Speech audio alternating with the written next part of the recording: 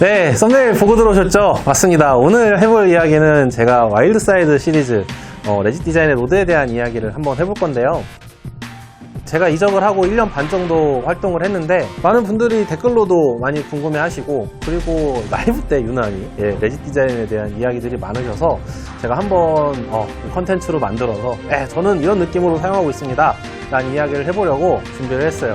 그래서 어떤 상세한 어떤 스펙들 이런 얘기 안 하고요, 그냥 제가 느꼈던 어떤 저의 개인적인 주관적인 어떤 느낌, 그리고 어떤 느낌으로 사용을 하고 있고 어떤 생각을 갖고 있는지에 대한 이야기를 한번 해보겠습니다. 네, 그럼 시작해 보도록 할게요. 베스를 낚는 가장 쉬운 방법, 물티베스. 바로 로드 이야기를 해볼게요. 제가 처음에 지급받았던 로드들은 610으로 시작되는 미디엄, 미디엄 헤비 이런 로드들이랑, 그리고 65M 플러스라고 되어 있는 스피너베이트 전용 로드, 이 두 가지를 받았어요. 그걸 왜 받았냐면, 일단 로드를 받으려고 했더니 기존의 시장에서 레짓 디자인의 로드들은 6.5피트 이런 거에 X 헤비, 2X 헤비 이렇게 되어 있는 그런 좀 매니악한 스펙들이 많이 팔리더라고요. 주로 빅배 던지는 형들이 많이 애용했었는데, 그리고 이제 좀 글라스 로드도 많이 돌아다니고 있었고요. 근데 오히려 그거에 비해서 좀 주력이 돼야 되는 610, 그러니까 스탠다드 모델들, 그러니까 표준형 모델들이 좀 시장에서 좀 소외된 느낌이 있었어요. 그리고 저는 토너먼트를 뛰잖아요. 실질적으로 좀 폭넓은 낚시를 해야 되기 때문에 루어의 선택이라든지 무게라든지 아니면 루어의 종류라든지 이런 선택을 할 때 좀 이렇게 좀 폭이 넓어야 됐기 때문에, 그래서 스탠다드형 로드들을 좀 많이 받았어요. 또 물었어. 그래서 사용을 해보니까 처음에 받았을 때 걱정은 몇 가지가 있었어요. 로드를 딱 받아서 이렇게 딱 로드를 들면 처음엔 릴이 안 달린 상태로 들잖아요. 그래서 이렇게 흔들어봐도 사실 잘 모르거든요. 그래서 요즘 빳빳하고 쓸만하겠네 이런 생각을 했었는데, 실제로 릴을 마운트를 하고 제가 사용하는 어떤 루어들을 딱 달아가지고 릴 딱 들고서 이렇게 캐스팅하기 전에 이렇게 딱딱 흔들어 보니까 약간 걱정이 되더라고요. 뭐였냐면, 로드가 약간 낭창낭창해요. 우리나라의 시장에는 주로 투피스에 아주 패스트한 빳빳한 로드들이, 특히 MH 정도에서 M 사이에 돼 있는 이런 스펙들 로드들이 정말 많이 유통이 되잖아요. 그게 왜 그러냐면, 우리나라가 프리리그 낚시를 하는 분들이 워낙 많기 때문에 거기에 국내 제조업체들 그리고 수입 유통업체들이 거기에 맞는 로드들을 많이 유통을 해요. 근데 저도 그런 로드들에 익숙해져 있다가 이걸 딱 들으니까 첫 번째 들었던 걱정이 요거 말랑말랑한데 라는 걱정이었어요. 왜냐? 그러면 말랑말랑하면 일단 캐스팅은 조금 편하겠지만 뭐가 잘 안 되냐면 이게 잘 안 되거든요. 바늘거리가 밀리는 경우가 종종 있어요. 그리고 제가 레귤러한 로드로 이런 훅셋을 못한다 그런 건 아닌데, 약간 그게 걱정이 되더라고요. 그리고 하나 더 걱정했던 게 이게 팁이 살짝살짝 먹어주니까 정확하게 움직임을 구현하는데 좀 어렵지 않을까? 라는 생각을 했죠. 캐스팅할 때 로드 끝이 이렇게 되는 게 보이니까. 그리고 한 가지 더 걱정했던 게, 이런 말랑말랑한 로드들은요, 그 입질 전달력, 우리가 흔히 얘기하는 감도라는 부분에서 좀 더 떨어지는 경우가 종종 있거든요. 그래서 좀 고민을 했어요. 나 이걸로 성적도 내야 되고 이걸로 할 거 많은데 이거 생각했던 것보다 별로면 어떡하지? 라고 생각을 했는데, 다들 아시겠지만 제가 작년에 성적이 정말 괜찮았잖아요. 그게 주로 요 610 미디엄 로드, 요걸로 딱 하는 5m의 바텀 정확하게 찍어가지고 딱 하는 헤비 드랍샷, 요걸로 거의 성적을 다 냈는데, 일단 첫 번째 감도에 대한 부분은 완벽하게 그냥 다 깨끗하게 날아갔습니다. 첫 번째 사용한 날요. 정말 신기할 정도로 통통통 하는 그 정확한 느낌이 와요. 그리고 뭐랄까, 좀 이해 안 되는 부분들, 전에 우리가 661 이거 상세 모델 리뷰한 적이 있는데, 레짓 디자인 로드들 전반적으로 어떤 이런 감도 부분, 그러니까 입질 전달력, 손으로 전달되는 느낌들은요 정말 선명하고 정말 좋습니다. 그리고 제가 걱정했던 부분들, 그러니까 챔질이 안 된다든지 이런 것들은 로드의 반발력이 워낙 좋아서요, 살짝 이렇게 먹더라도 나머지 부분들에서의 토크가 훨씬 좋아서 정확한 챔질이 가능합니다. 다들 저희 영상에서 워낙 챔질 장면들 많이 보셨잖아요. 그래서 챔질도 정확하게 되고, 오히려 로드 끝이 살짝 먹어주기 때문에 캐스팅이 좀 편하다. 그래서 스펙표 상에서도 패스트라고 F 이렇게 안 돼 있고요, MF 이렇게 표시가 돼 있거든요. 살짝 패스트보다는 조금 늦게 복원되지만 반발력이 좋아서 챔질은 잘 된다라는 게 이 로드의 좀 특징이에요. 그래서 좀 캐스팅이 편하다, 이런 장점이 좀 극대화되죠. 그래서 그런지 모르겠지만 제 낚시 스타일에 상당히 잘 맞는 것 같아서 저는 아주 불만 없이 사용하고 있고요. 특히 이 610 MH, H 같은 경우에도 뭐 탑워터, 스틱 베이트를 비롯한 여러 가지 탑워터 낚시라든지 아니면은 좀 파워풀한 낚시들이 필요할 때 아주 적기적소에 자주 등장을 하죠.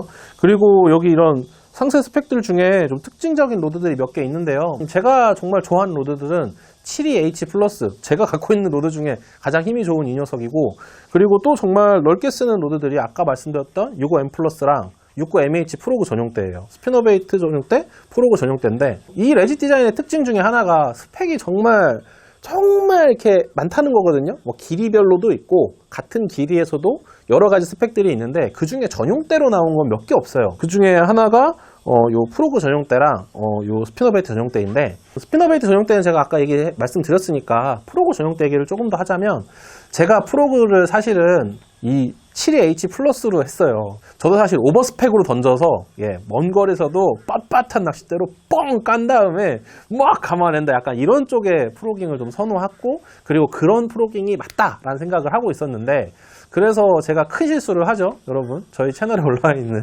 절망편에 나오는 그 프로그가 72H 플러스로 놓치는 곡이에요.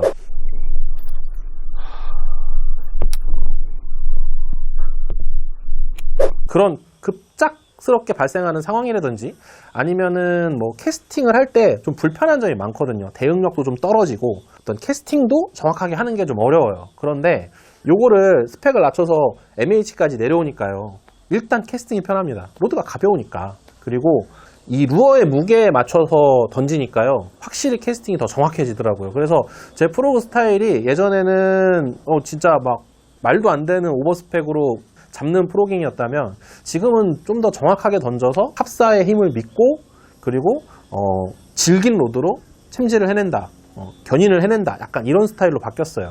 그래서 그 뒤 경기였던 클래식에서 69MH 프로그 로드로 놓쳤던 자리에서, 물론 같은 녀석인지 아닌지 모르지만 똑같은 자리에서 프로그를 한 마리 꺼낸 다음에, 지금은 뭐 아무리 커버가 있어도 말도 안 되게 나무가 우거져 있지 않으면 프로그 로드를 딱 세팅을 해갖고 이걸 전용대로 들어가요. 뭐 그렇게 할 수 있는 이유가, 이 로드를 만들 때 아라미드라는 걸로 이렇게 보강을 했대요. 그래서 아라미드가 뭔지 이렇게 검색을 해봤더니 뭐 방탄복 만드는 뭐 그런 소재 뭐 이런 거라고 하더라고요. 어떤 섬유의 종류인데, 그거를 이렇게 아라미드 원단을 로드 겉에다 이렇게 싹 싸가지고 보강을 했다고 하네요. 그래서 이렇게 자세히 보면 프로그 로드 같은 경우는 보강이 많이 돼 있어서 좀 색깔도 조금 달라요. 다른 브랭크들에 비해서 프로그 로드만 블랭크 색깔이 조금 더 밝은데요.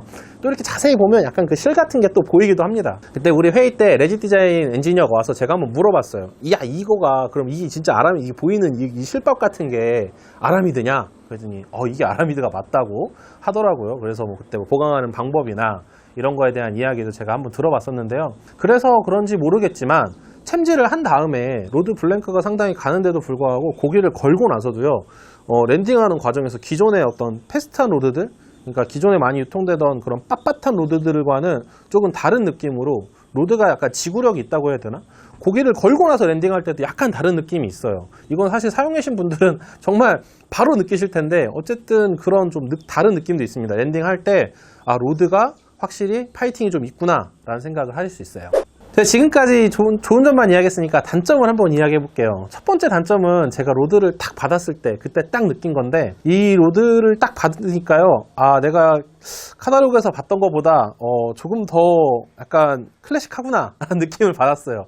클래식하다는 게 뭐냐면, 로드가 원래 이렇게 단색 블랭크에 뭐 리시트에 뭐 특별한 어떤 디자인을 하기 힘든데, 한 3-40만 원 정도쯤 되는 로드들은 뭔가 이렇게 특징적인 어떤 시그네처 부품들이 하나씩 다 있잖아요. 뭐 반짝반짝하는 뭐 이런 거라든지, 요즘에 뭐 메탈로 많이 이렇게 많이들 뭐 특별한 부품들을 많이 만드는데, 뭐 그냥 많이 보던 한 20년 전에 보던 그런 평범한 디자인으로 돼 있더라고요. 그래서 조금 예쁘게 생긴 거 쓰고 싶었는데, 이거 실제로 받아보니까 좀 많이 밋밋하다, 디자인이. 그런 게 좀 첫 번째 제가 받았던 단점이었어요. 그래서 좀 화려하지 않다는 거? 근데 이거는 눈에 익으니까, 뭐 좀 많이 튀지 않는다? 이래서 그런 거지, 뭐 눈에 익으니까 제가 보기에는 평범한 게 좀 오랫동안 질리지 않고 쓸 수 있어서 좋더라고요. 그리고 두 번째 단점은, 이게 진짜 많은 분들이 저한테 댓글로도 알려주시고, 그리고 ATC 몰에서도 알려주시고, 그리고 만나서, 저 같은 경우에는 이제 많이 만나잖아요. 같은 동호인분들 만나면은 저한테 해주시는 얘기가 있어요. 왜 와일드 사이드는 투피스가 안 나오죠? 이게 정말 많이 물어보시거든요. 그런데 뭐 투피스 모델도 레짓 디자인에서 기획을 하고 있다고 하니까, 근데 와일드 사이드 모델은 아니고요. 요 라인은 아니고 다른 라인으로 준비를 하고 있다고 하니까요. 뭐 올해 가을이나 아니면 뭐 늦어도 내년 봄쯤에 출시될 예정이라고 하니까 그때쯤이면 좀 극복이 되지 않을까라는 생각을 해보고요. 뭐 투피스 나오면 그것도 제가 이렇게 소개시켜드릴 기회가 있으면 좋겠네요. 네, 지금까지 레짓 디자인의 와일드 사이드 리뷰를 한번 해봤는데요. 카탈로그에 적혀있는 그런 정보들보다는 제가 지난 1년 동안 실제로 사용을 해보고 제가 받았던 느낌들, 그리고 제가 했던 걱정들, 그리고 그 걱정들이 어떻게 해소가 됐는지 그 과정들에 대한 이야기를 해봤어요. 여기서 한 가지만 더 얘기를 하고 싶은 게 있는데, 우리가 이런 수입 로드를 고를 때 걱정하는 게 한 가지 있는데, 그게 뭐냐면 이거 로드 부러지면, 특히 이거 원피스잖아요. 근데 부러지면 이거 AS 어떡하지? 이런 걱정 정말 많이 하거든요. 그래서 제가 런커에 직접 물어봤거든요. 이거 AS 소모 어느 정도 됩니까? 라고 물어봤더니 실질적으로 낚시를 하다 부러져서 들어오는 건 별로 없고, 주로 문틈이라든지 창문에 이렇게 넣고 닫는 경우가 많다고 하더라고요. 저도 1년 반 동안 12대의 낚싯대를 사용을 하면서 딱 한 번 문질러 봤는데 그게 바로 창문에 한번 그렇게 한 것밖에 없으니까요. 뭐 이 어떤 강성이나 질김 이런 부분에서는 타의 추종을 불허하는 로드가 아닌가라는 게 저의 최종 평입니다. 네, 그럼 이번 주 꿀팁 베스트 레짓 디자인의 와일드 사이드에 대해서 한번 리뷰를 해봤는데요. 재밌게 보셨는지 모르겠습니다. 재밌게 보셨다면, 재밌게 봐야지. 재밌게 보셨다면 구독과 좋아요 부탁드릴게요. 그럼 이번 주 꿀팁 베스트는 여기까지입니다. 그러면 다음 주에 만나요. 안녕!